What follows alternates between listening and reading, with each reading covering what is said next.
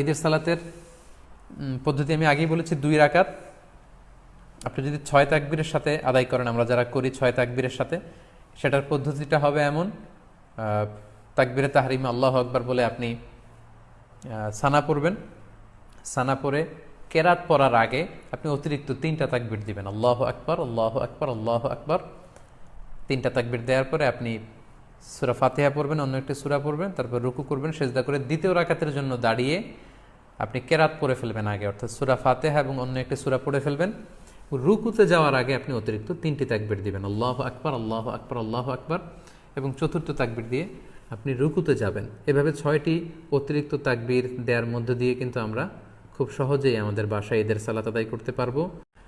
ঈদের সালাতের পদ্ধতি আমি আগেই বলেছি 2 রাকাত।